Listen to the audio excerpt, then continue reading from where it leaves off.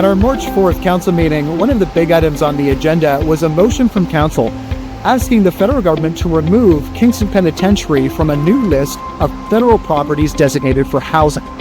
Now, the city first found out last month that Kingston Penitentiary had been added to a list of properties for housing development, which caused great concern because Kingston Penitentiary right now is probably the city's most important tourism destination, bringing in hundreds of millions of dollars in economic impact from both tourism and film.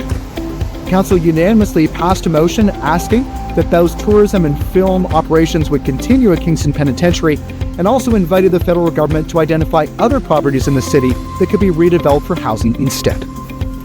Last night, Council also passed a motion formally withdrawing the city's support for Via Rail's new high-speed rail project, with plan for a high-speed rail line to go from Toronto to Ottawa, but would bypass Kingston.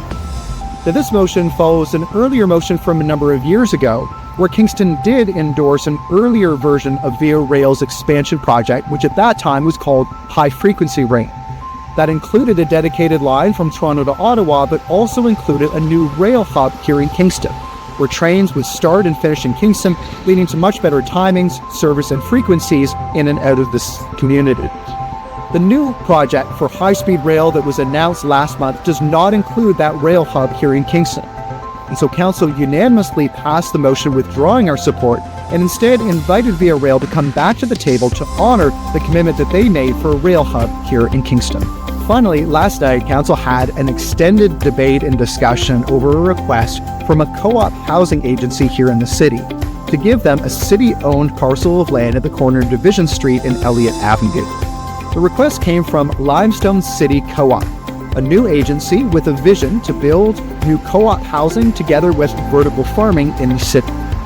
Now, there was mixed reaction around the council table hearing about the details of the project. Some councillors that were very excited to see the number of co-op housing units that would be included and the other innovative features of the project.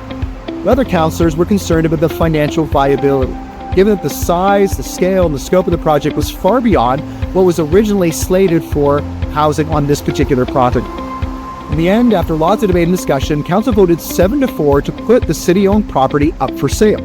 That would allow Limestone City Co-op to bid for the property, but would also allow other people with other visions or projects for the property to also put in bids, and then the city could decide from there.